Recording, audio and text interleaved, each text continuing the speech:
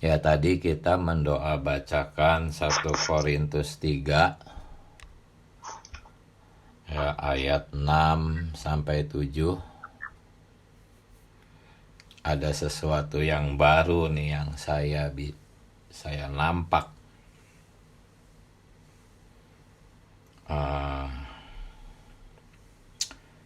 Dikatakan karena itu yang penting bukanlah yang menanam atau yang menyiram,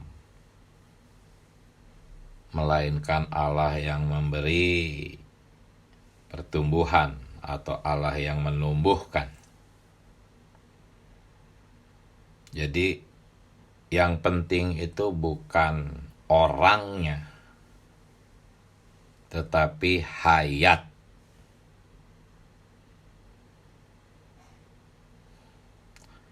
Tidak ada yang hebat. Tidak ada orang yang hebat yang bisa menumbuhkan. Yang menumbuhkan adalah hayat. Nah, hari ini kita akan melihat 6 fungsi. Penabur, penanam, penyiram, memperanakan, pemberi makan, pembangun, semuanya itu perkara hayat. Tidak ada yang hebat. Tidak ada yang bisa menumbuhkan. Semuanya adalah hayat yang menumbuhkan. Jadi melainkan Allah yang menumbuhkan. Allah itu ya hayat. Bukan Allah di surga. Ya memang Allah ada di surga. Tetapi yang dimaksud di sini Allah yang menumbuhkan itu adalah Allah yang telah menjadi hayat. Hayat siapa? Hayat si penabur, hayat si penanam, hayat si penyiram, hayat yang memperanakan, si pemberi makan dan pembangun. Itu Allah yang sedemikian. Allah yang telah menjadi hayat. Bukan Allah di surga memberikan pertumbuhan, bukan.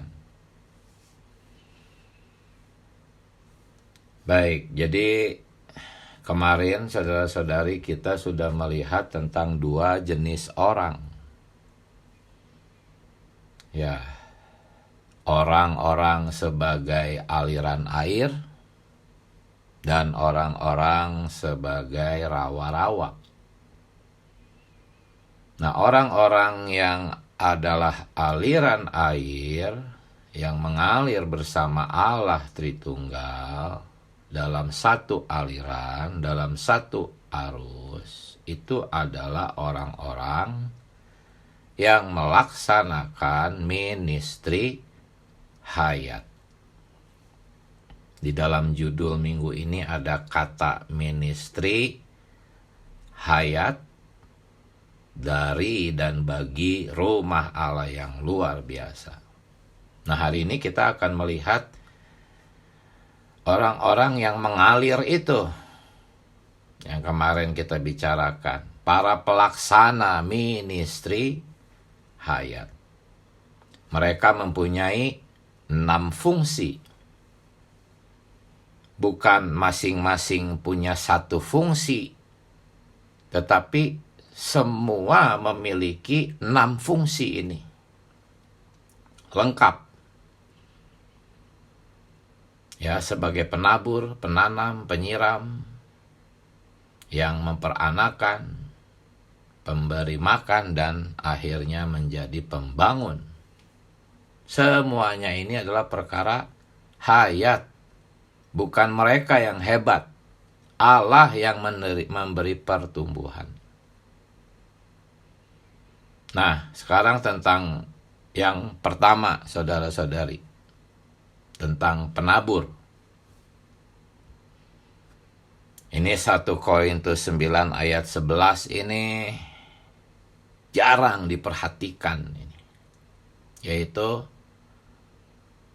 para rasul mengatakan kami telah menaburkan benih rohani. Nah ini benih rohani. Nah benih rohani di sini, ya menaburkan benih rohani di sini telah sangat disalahpahami, saudara-saudari. Karena iblis menyembunyikan perkara hayat, orang-orang jadi tidak mengerti apa itu hayat. Akhirnya 1 Korintus 9 ayat 11 ini menaburkan benih rohani disalahpahami. Ya. Banyak orang beranggapan kalau saya menjadi seorang pengkhotbah, maka saya menabur benih rohani. Ini salah paham yang besar, saudara-saudari. Kalau saya berbicara firman di mimbar, maka saya telah menaburkan benih rohani. Kan saya bicara firman. Ini salah paham yang sangat besar. Atau menjadi guru Kristen. Sama. Mereka berbicara dari Alkitab dan merasa sudah menaburkan benih rohani. Ini satu pemahaman yang sangat berbahaya. Kalau berbicara sebagai seorang pengkhotbah, sebagai seorang guru, dianggap sebagai menabur benih rohani. Tidak ada sama sekali pemikiran tentang hayat. Bagaimana benih itu bisa menjadi benih yang rohani. Ya. Jadi ini kesalahpahaman yang besar. Belum tentu orang berkhotbah itu menaburkan benih rohani. Tetapi orang-orang yang menaburkan benih rohani, ya mungkin saja dia berkhotbah. Tetapi belum tentu orang yang berkhotbah, yang berbicara menjadi guru Kristen, menaburkan benih rohani. Kita harus jelas. Apakah benih ini? Benih ini tuh bukan hanya hayat, tetapi wadah dan isi. Itu benih. Jadi ada dua unsur, ada wadah dan ada isi. Inilah benih. Wadahnya adalah roh kita, isinya adalah Allah sebagai hayat. Jadi ini sangat berkaitan dengan roh kita. Benih ini dikatakan adalah wadahnya. Ya, isinya adalah hayat. Inilah benih rohani. Sangat berkaitan dengan roh kita. Roh yang sudah dilahirkan kembali dan diisi oleh hayat. Sebetulnya itu apa yang dikatakan dalam Efesus 2 ayat 22, di mana Allah berdiam di dalam roh kita. Itulah sebabnya kita di dalam pemulihan Tuhan terus-menerus menekankan perkara hidup oleh roh, melatih roh. Para pengkhotbah, para guru, apakah mereka melatih roh? Apakah mereka menyadari benih itulah, yaitu hayat di dalam roh manusia, yang adalah benih rohani yang ditaburkan? Oh, saudara-saudari, perbedaan pengkhotbah dengan penabur benih rohani itu bagaikan langit dan bumi.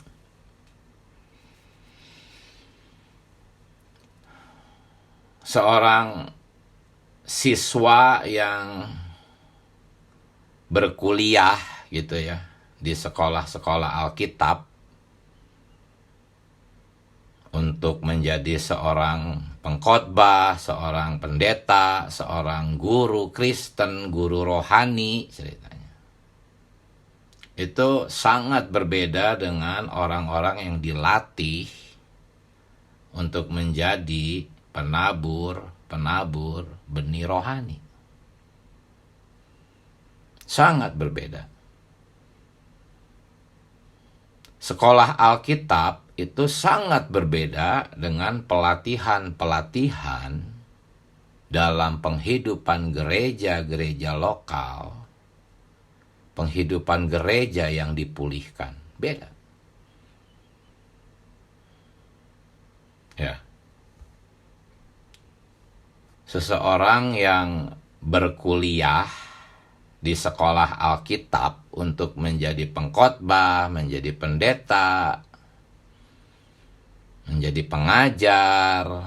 pengajar Alkitab, itu sebetulnya prinsipnya itu sama dengan siswa-siswa yang kuliah sekuler, mungkin jurusan ekonomi, jurusan manajemen bisnis. Ya, itu sama saja prinsipnya dengan siswa-siswa yang belajar di sekolah Alkitab. Itu adalah sebuah pendidikan yang sifatnya jiwani, bukan rohani. Ya, itu hanya mempelajari satu ilmu pengetahuan. Hanya beda jenisnya aja. Ada yang ilmu pengetahuannya adalah pengetahuan ekonomi, pengetahuan manajemen bisnis. Di sekolah Alkitab ya pengetahuan Alkitab, tetapi unsurnya sama, yaitu unsur pengetahuan. Oh Tuhan Yesus, bahkan saudara-saudari berkuliah di sekuler misalnya ya, jurusan teknik mesin atau arsitektur gitu ya, itu jauh lebih sulit daripada kuliah di sekolah Alkitab gitu. Apalagi kedokteran, jauh lebih sulit. Jauh lebih mudah sekolah Alkitab daripada di jurusan-jurusan yang barusan itu.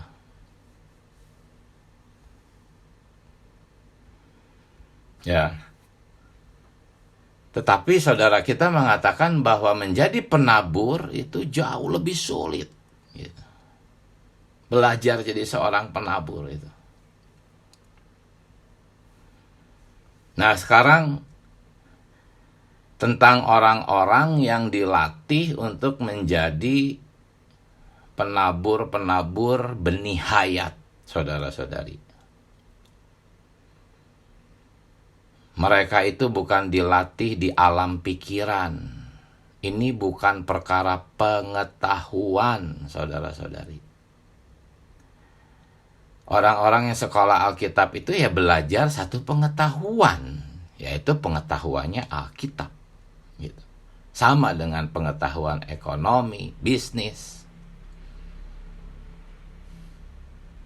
Unsurnya pengetahuan, tetapi orang-orang yang dilatih untuk menjadi penabur, ingat, benih yang ditabur itu adalah roh mereka. Ya, jadi orang-orang yang dilatih untuk menabur benih rohani, benih hayat, itu adalah mengalami suatu pelatihan roh. Ya. Roh mereka benar-benar harus keluar. Pada umumnya para lulusan S1 yang dilatih di Sentul itu FTTI, mereka masih muda-muda. Roh mereka masih terkurung di dalam jiwa mereka. Rata-rata orang-orang yang masuk universitas itu masih muda-muda, termasuk masuk FTT. Sedangkan benih hayat itu ada di dalam roh mereka yang telah berisi hayat. Artinya apa? Untuk menaburkan benih rohani, maka ada satu peremukan jiwa. Ya, buku Watchman ini sangat terkenal remuknya jiwa itu membuat roh itu keluar. Nah, itulah pelatihan di dalam pemulihan Tuhan. Entah itu di FTT, entah itu di gereja lokal. Bahkan penghidupan gereja itu sendiri suatu pelatihan peremukan jiwa. Jadi jauh lebih sulit gitu daripada sekolah Alkitab gitu. Kalau sekolah Alkitab sama aja dengan jurusan-jurusan yang tadi. Di dalam perkuliahan kan ada jurusan-jurusan yang mudah seperti ekonomi, bisnis, akuntansi. Ada yang sulit seperti teknik mesin, kedokteran, arsitektur. Nah, sekolah Alkitab itu boleh kita bandingkan dengan jurusan-jurusan yang lebih mudah lah gitu. Wah, kalau kuliah kedokteran itu harus dilempar dulu ke pedalaman itu kalau mau lulus. Ya kalau dilemparnya ke kota, lama itu lulusnya. Kalau mau cepat ke pedalaman, susah itu. Apalagi arsitektur. Ya, teknik mesin. Wah, susah itu. Nah, lebih susah orang di FTT sebetulnya daripada kuliah-kuliah yang susah gitu. Saya menerima banyak kesaksian mereka itu, khususnya semester pertama tuh nangis mereka tuh. Nangis. Untuk dapat FTT itu harus penyesuaian, harus hidup gereja dulu sekian lama, sekian tahun. Ada saudara-saudara di denominasi, mereka mengenal FTT, mereka langsung pernah berkata telepon, "Saudara, ini ada kenalan saya pengen masuk FTT." Saya bilang, wah tidak semudah itu. Anda harus hidup gereja dulu minimal 6 bulan 1 tahun lah. Gitu. Dan itu harus S1, bukan SMA. Kalau kuliah di sekuler kan SMA baru bisa masuk. Enggak, FTT harus S1. Jauh lebih sulit. Wah, mereka kaget dengernya itu. Inilah pelatihan penabur hayat, saudara-saudari. Jauh lebih sulit dari sekedar menjadi seorang pengkhotbah atau pendeta. Yang paling sulit apa sebetulnya bagi para orang-orang yang ingin, ya tadilah ada yang beberapa kali itu, ini saudara saya ingin masuk FTT, mungkin karena pikir mereka gratis gitu ya. Saya katakan lagi, mau benar masuk FTT? Nggak dapat ijazah loh, nggak dapat titel loh. Oh gitu? Iya, mau. Ah, nggak jadi katanya. Itulah perbedaannya pelatihan-pelatihan di tengah-tengah kita dalam pemulihan Tuhan dengan sekolah-sekolah Alkitab. Semoga Anda bisa melihat ini, saudara-saudari. Amin. Sekarang kita masuk yang kedua ya, penanam. Kalau menjadi seorang penabur itu adalah perkara benih. Harus diremukkan. Sehingga roh bisa keluar, tertabur ke orang-orang. Tetapi menjadi seorang penanam ini perkara menggarap tanah, saudara-saudari. Seorang penanam itu tidak sembarangan lempar-lempar aja gitu. Benihnya dilempar aja ke sembarangan tanah. Enggak seperti itu. Kalau pengkhotbah ya seperti itu. Asal dia udah siapkan pendahuluan, kan ada ilmu homiletik namanya. Ilmu berkhotbah, harus ada pendahuluan, isi, kesimpulan, dia susun, dia khotbah. Ya asik aja sendiri dengan khotbahnya. Orang mau tidur, orang mau ngantuk, terserah gua, pokoknya khotbah aja. Itu sama seperti orang tabu benih tuh nggak mikirin tanahnya gitu. Tapi seorang penanam tidak seperti itu. Dia memperhatikan kondisi tanah. Ada tanah yang keras, ada tanah yang berbatu-batu, ada tanah yang penuh dengan semak belukar. Itu kan harus ditangani dulu. Siapa yang menggemburkan tanah yang keras? Siapa yang menyingkirkan batu-batu itu, yang membabat semak belukar itu? Nggak ada yang hebat. Tuhan semua yang melakukan itu semua. Tetapi seorang penanam bekerja sama dengan Tuhan di dalam doa. Nggak sekedar hanya asal-asalan khotbah. Saudara-saudari, menanam itu adalah sesuatu yang terjadi sebelum pertumbuhan. Artinya ini masih di tahap-tahap awal ya. Ini masih berada di tahap-tahap memimpin orang dari dunia kepada Allah. Jadi belum terjadi pertumbuhan itu. Pertumbuhan kan nanti setelah ada penyiraman, pemberian makan, dan sebagainya. Jadi penanaman ini di tahap-tahap awal. Memimpin orang kepada Tuhan. Memimpin orang-orang dari dunia datang kepada Tuhan. Dan saudara Ni menulis ini di seri pembinaan dasar. Memimpin orang kepada Tuhan. Inilah pekerjaan menanam. Menanamkan Kristus ke dalam orang di tahap-tahap awal. Sebelum itu disirami. Sebelum itu bertumbuh. Dan saudara ini mengatakan untuk sedemikian kita harus melakukan dua langkah. Langkah pertama tidak boleh dijadikan langkah kedua. Langkah kedua juga jangan dijadikan langkah pertama. Langkah pertama itu datang kepada Allah. Untuk orang itu. Untuk tanah itu. Nggak langsung tabur-tabur. Nggak hanya pintar bicara khotbah. Datang dulu kepada orang untuk tanah itu.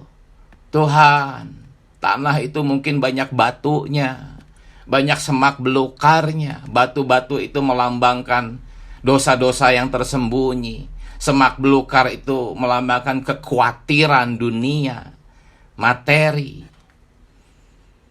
Mungkin tanah itu di pinggir jalan, keras. Tuhan, lihat, aku mau memimpin dia datang kepadamu, Tuhan. Jadi langkah pertama datang dulu kepada Tuhan untuk orang itu. Baru setelah itu datang kepada orang itu untuk Tuhan. Inilah menanam, memimpin orang kepada Tuhan di tahap awal. Nah, di pembacaan hari ini, hari kelima, dikatakan bahwa agar kita dapat menanamkan Kristus ke dalam orang lain, kita membutuhkan apa? Pengalaman yang sejati. Bukan hanya sekedar pintar berkhotbah. Pengalaman yang sejati akan Kristus. Ini nggak diajarkan di sekolah-sekolah Alkitab. Kalau di sekolah Alkitab pokoknya ini materinya, kamu pelajari pengetahuannya, kamu bisa presentasikan, bikin skripsi, beres, sudah. Nggak ada tuh syarat untuk, Anda harus mengalami pengalaman yang sejati akan Kristus ya, baru Anda bisa lulus. Nggak ada. Jauh lebih sulit, saudara-saudari, menaburkan benih hayat rohani itu. Dengan pengalaman yang sejati inilah kita bisa berdoa sebetulnya. Orang-orang yang tidak bisa berdoa itu karena nggak punya pengalaman bersama Kristus. Jadi menjadi seorang penanam itu adalah membutuhkan jerih lelah di dalam doa. Ini terdengarnya begitu sangat sulit ya. Padahal ini baru tahap awal loh. Belum bertumbuh itu benihnya. Sangat sulit. Jauh lebih sulit dari kuliah kedokteran. Wah, langit dan bumi lah bedanya. Apa? Kuliah apa yang paling susah sekarang di dunia? Tetapi dilatih di FTTI itu jauh lebih susah. Nangis tuh di semester-semester pertama. Saya juga sedih banyak, saudara-saudari. Gak bertahan, ingin pulang. Oh Tuhan Yesus, inilah tanpa melatih roh tidak bisa lolos itu di FTTI itu. Tetapi kalau berhasil melatih roh, berhasil keluar rohnya, banyak kesaksian saudara-saudari. 2 tahun tuh gak kerasa, luar biasa ya. Padahal jauh lebih sulit dari kuliah kedokteran. Tapi 2 tahun gak kerasa, luar biasa. Allah itu ajaib. Anak-anak muda yang masih selera dunianya kuat, mau dilatih, luar biasa. Ya, karena mereka telah menempuh penghidupan gereja sekian lama ya. Makanya nggak bisa itu langsung dari denominasi masuk sentul, nggak mungkin itu. Harus hidup gereja dulu. Ya, saudara-saudari, sekarang poin ketiga, penyiram, saudara-saudari. Ya, setelah menanam baru menyiram. Lebih maju ini pekerjaannya. Kalau menanam kan sekali, menyiram itu terus sampai bertumbuh. Ya, tetapi walaupun ya itu seperti seorang ibu yang merawat, ya menyusui. Oh, di Jepang itu sekarang jarang orang ingin punya anak. Populasinya terus menurun, bisa punah itu diperkirakan itu. Kalau terus begitu, di tahun berapa itu bisa punah. Kenapa? Karena memang menjadi seorang ibu yang menyusui anak, membesarkan anak itu sesuatu yang, oh Tuhan Yesus, berat ya. Inilah menyiram. Yang keempat, memperanakan. Memperanakan itu ya tadi ya, menanam ya.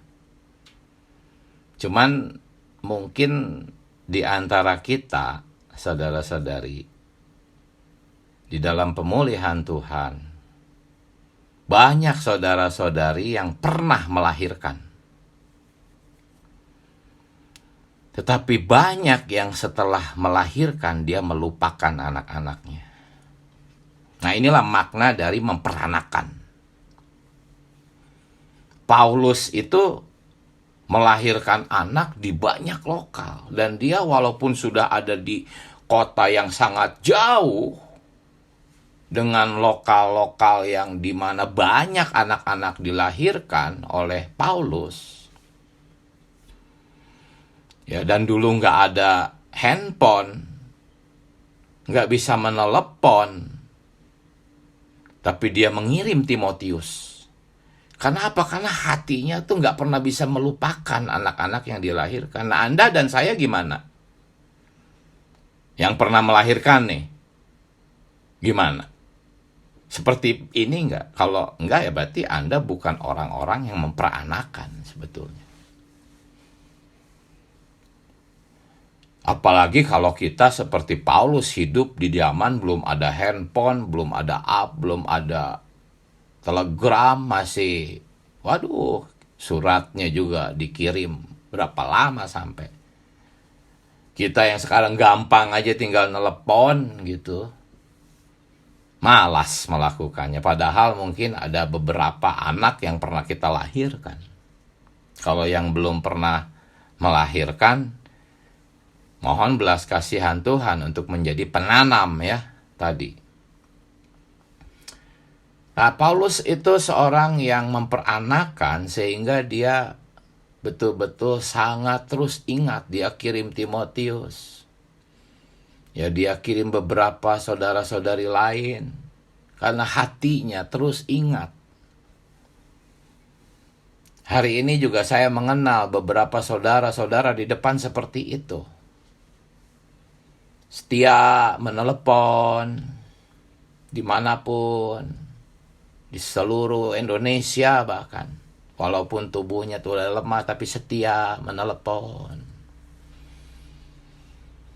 Oh, saya sendiri, saudara-saudari, masih terus memohon belas kasihan Tuhan untuk dapat bertumbuh dalam perkara ini.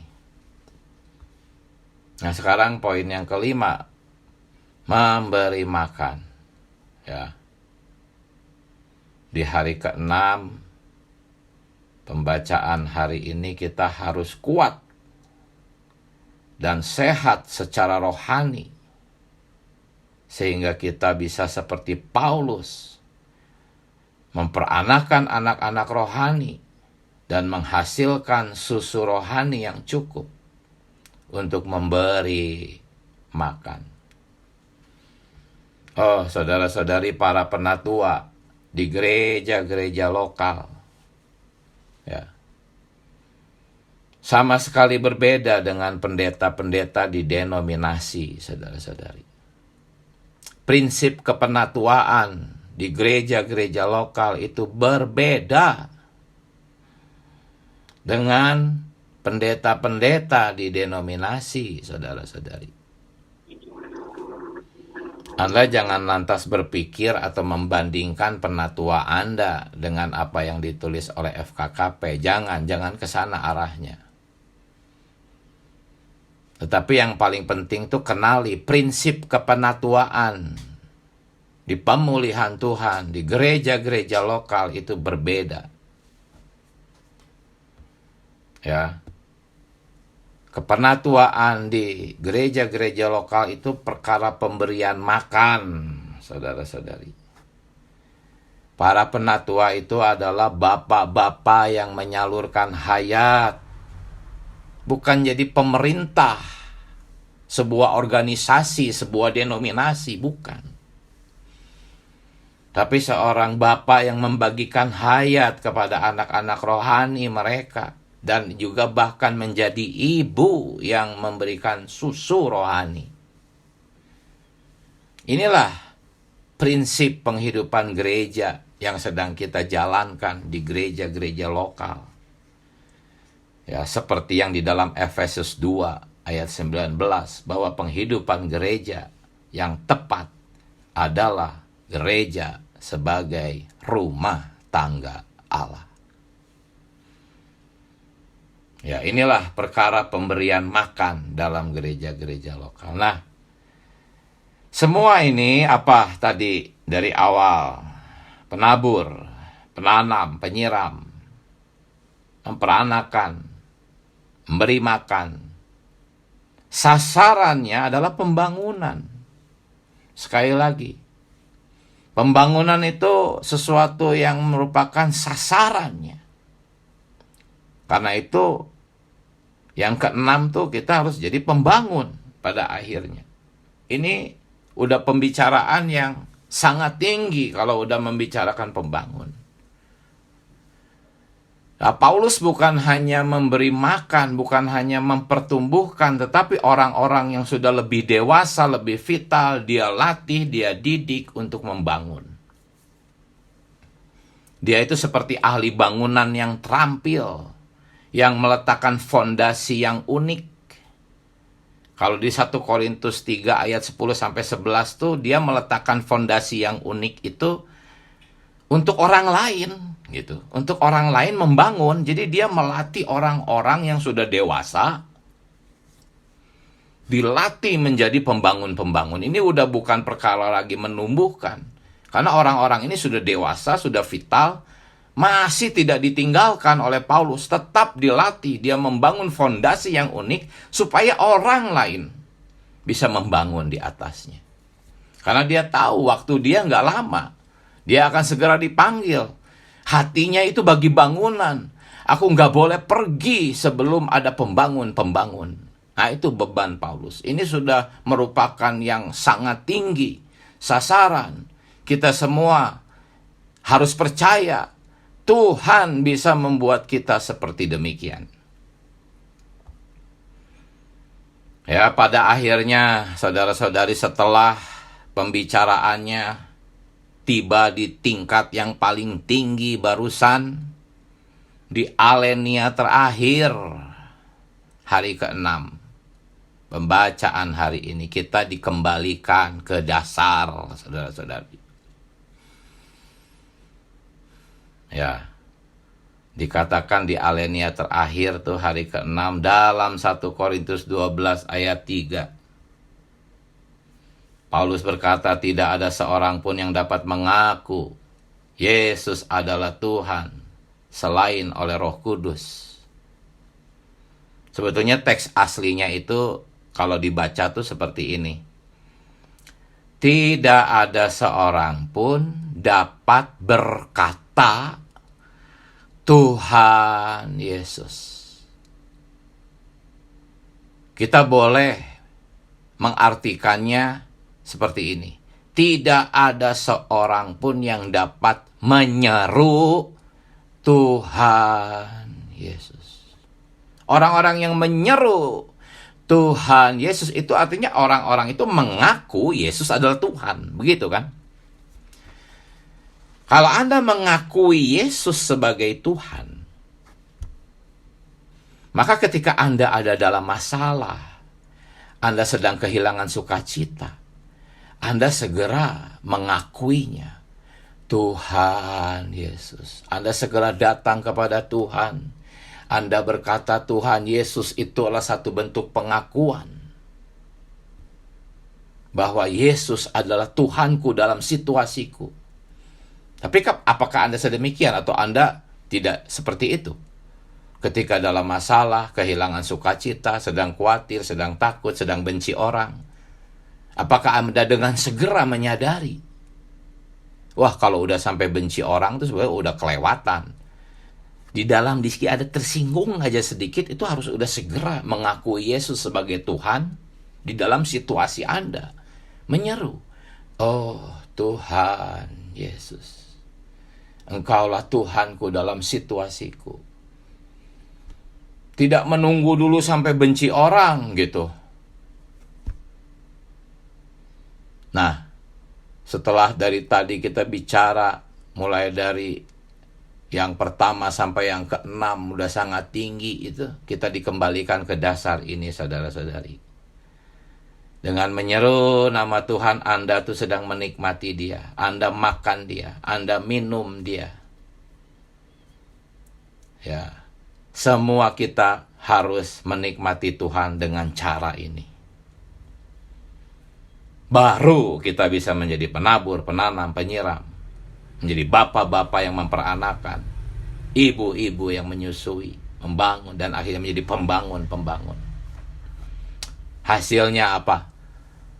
Ya, bukan hanya kita sendiri yang tersusun menjadi bangunan organik Allah, tetapi juga saudara-saudari lain terbangun oleh ministry Hayat yang kita lakukan secara korporat. Ingat, ini adalah ministry korporat. Air itu mengalir dari bangunan, saudara-saudari. Oh Tuhan Yesus, semoga 6 status ini ya digenapkan ke dalam kita, saudara-saudari. Haleluya. Mari sekarang silahkan saudara-saudari berbagi nikmat. Amin. Silahkan, jangan lama-lama. Ayo, open mic. Haleluya. Tuhan Yesus.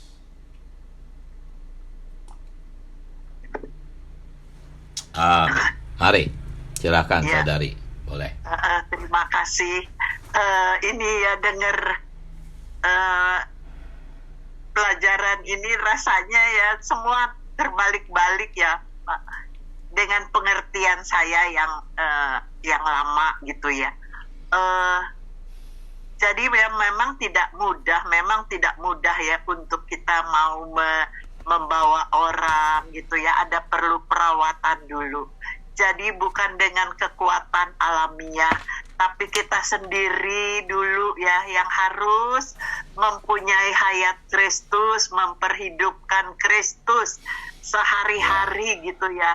Jadi semua itu proses Tuhan dulu ya, kita alami proses Tuhan dulu, kayaknya baru kita ada hati untuk untuk orang lain. Jadi nggak semudah seperti yang saya tahu dulu ya, menginjil atau membawa orang. Pokoknya kita ajak orang ke persekutuan atau ini udah duduk dengar, biarin nanti dia yang berproses sendiri atau Tuhan yang bekerja. Tapi di sini sungguh suatu berkat ya bagi saya. Memang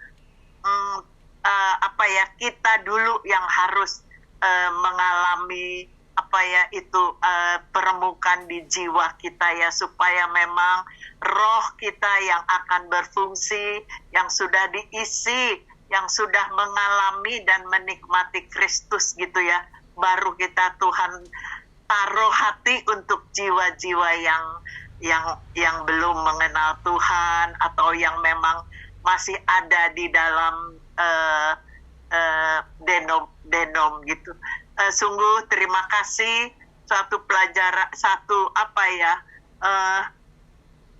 pengertian yang merubah ya pola pikir saya yang tertanam udah dari lama sekali. Ya, terima kasih Pak, saya sungguh diberkati dan mengalami semua proses itu supaya roh kita itu penuh dengan hayat Tuhan, baru bisa kita melayani. Terima kasih Pak. Amin. Puji Tuhan, saudari. Amin. Silahkan yang lain menyambung. Tuhan, amin. Silahkan saudari. Amin. Ya, saya mendapat terang ya beberapa hari ini bahwa penginjilan atau pengembalaan itu bukan suatu pergerakan, bukan suatu movement, tetapi pengembalaan itu hasil daripada gerakan aliran roh hayat di dalam kita. Dari tadi baca ya di FKKP hari ini bahwa kita ini orang-orang yang berdosa sudah ditanam ya ke dalam Kristus, sudah dicangkokkan ke dalam Kristus, supaya melalui kita menikmati hasil dari cangkokan ini, saluran hayat ini bisa menghasilkan buah. Nah, ini bukan perkara ajaran, doktrin, ya, ilmu pendidikan, ya seperti di sekolah-sekolah, organisasi seperti itu, institusi seperti itu ya. Tetapi penginjilan dan pengembalaan ini adalah perkara hayat yang disalurkan pada orang ya. Terlebih dulu Allah menyalurkan hayatnya, kita ditanam ke dalam Allah, dalam Kristus, supaya kita ini bisa menumbuhkan Kristus ya.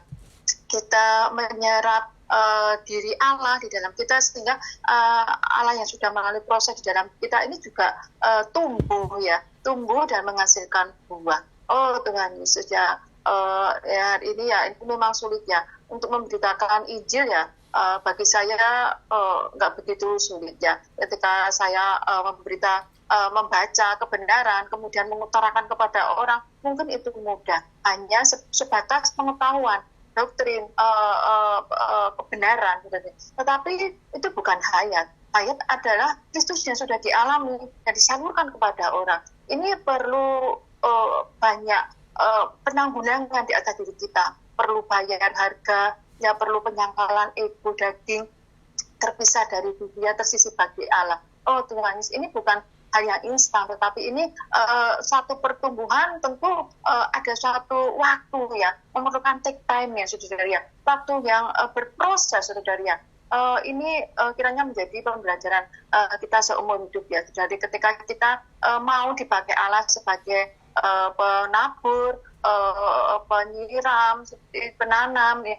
Begitu kita memang memerlukan persekutuan yang terus-menerus menyesap Tuhan itu sendiri. Nah, dengan sendirinya sebenarnya aliran itu, pertumbuhan itu akan membawa kita itu, mendorong kita untuk memberitakan diri Tuhan kepada orang atas apa yang kita nikmati. Ya, jadi inti dari kebenaran yang saya dapat adalah penginjilan atau pengembalaan itu hasil dari dorongan hayat ilahi di dalam kita, kenikmatan Allah di atas diri kita yang kita salurkan kepada orang lain. Amin, puji Tuhan. Haleluya, puji Tuhan. Amin. Amin. Silahkan saudara-saudari yang lain. Amin.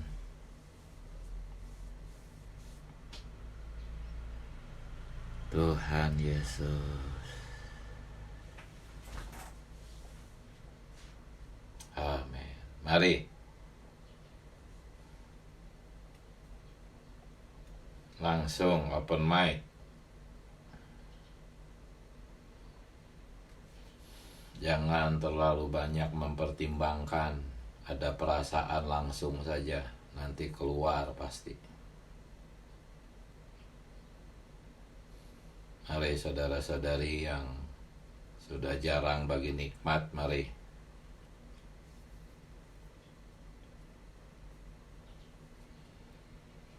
Tuhan Yesus. Boleh siapa saja, silakan.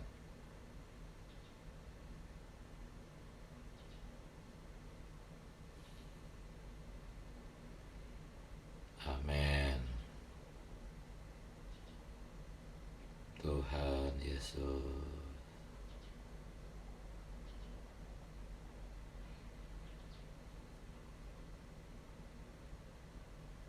Mana ini? Silakan.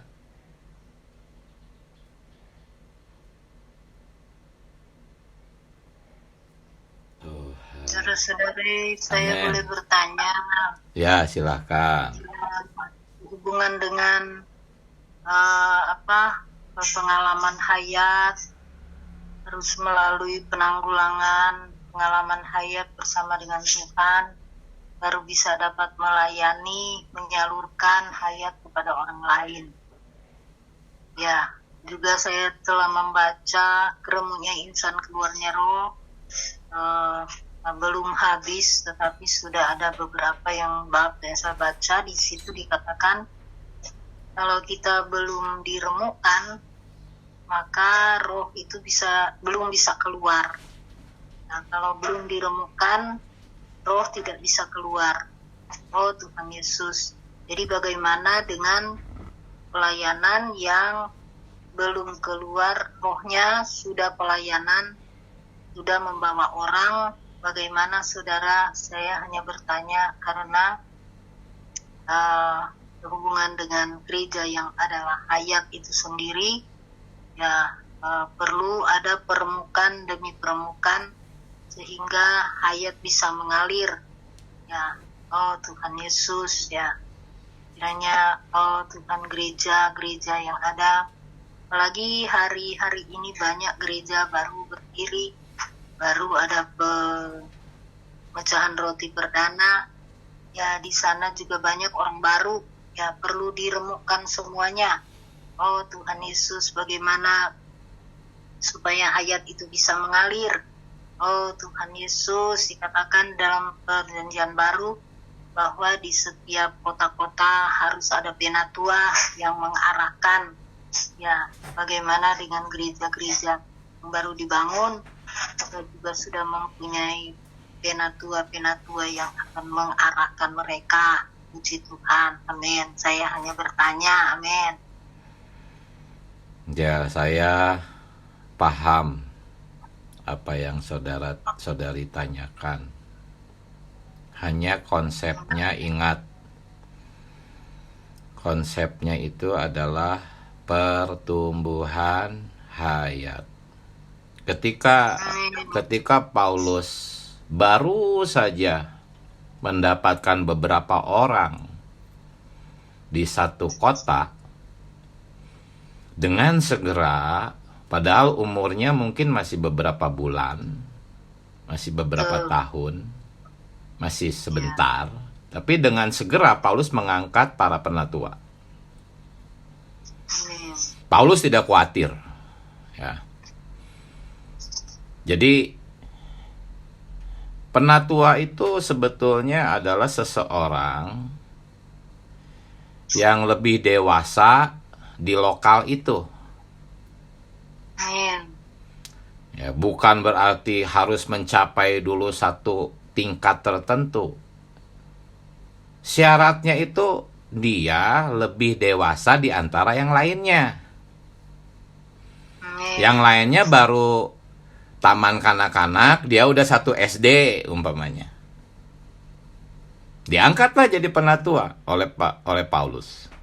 Padahal masih 1 SD. Tetapi dia lebih mengasihi Tuhan daripada yang lain. Amin. Ya, tetapi kalau di tengah-tengah kita sekarang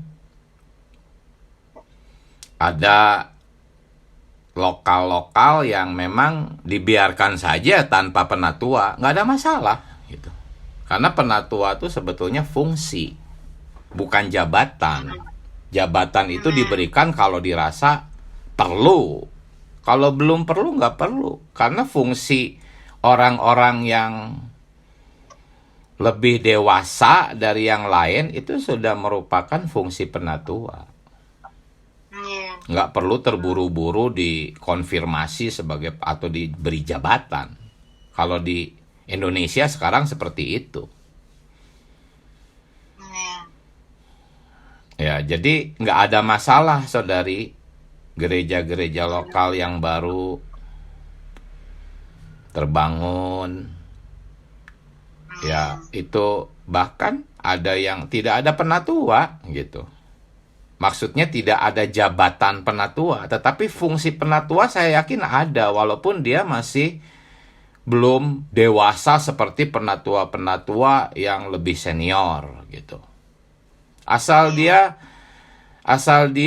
seseorang yang dipercaya bisa memikul tanggung jawab untuk tetap melangsungkan sidang-sidang, ya itu sudah bisa dipercayakan gitu.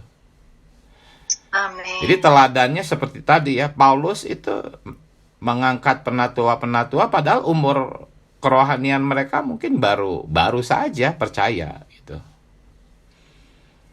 Karena nggak ada lagi yang lain. Paulus sudah harus pergi ke kota-kota lain. Jadi dia mempercayakan lokal itu kepada saudara-saudara tertentu yang dinilai lebih dewasa dibanding yang lain. Padahal mungkin belum matang gitu ya.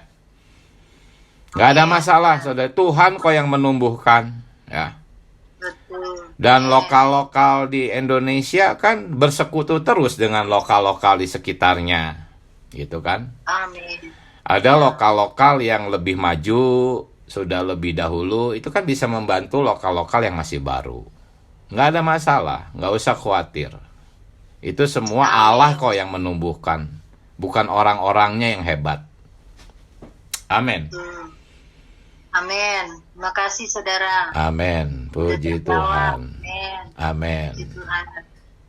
Masih ada satu orang, boleh silahkan. Amin. Manfaatkan waktu nih, lumayan 2 menit, silahkan. Ada satu orang? Oh Tuhan Yesus. Ya baik, kalau nggak ada kita menyeru nama Tuhan, saudara-saudari. Tuhan Yesus.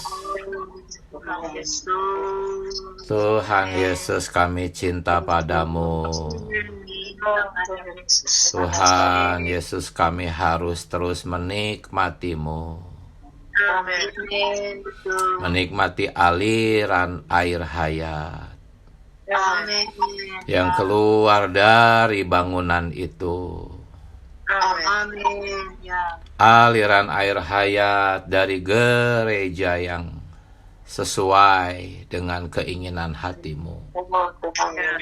Tuhan, biarlah di lokal-lokal kami mengalir aliran air hayat itu, Tuhan. Amin. Sehingga kami bisa menjadi seorang penabur, penanam, penyiram. Menjadi bapak-bapak, ibu-ibu dalam gereja. Dan akhirnya kami membangun bangunan itu. Bangunan yang organik itu. Terima kasih Tuhan Yesus. Kami cinta padamu. Sampai jumpa saudara-saudari. Tuhan memberkati. Amin. Saudara Diki, berkati saudara. Amin. Pelayannya, berkati gerejanya. Amin.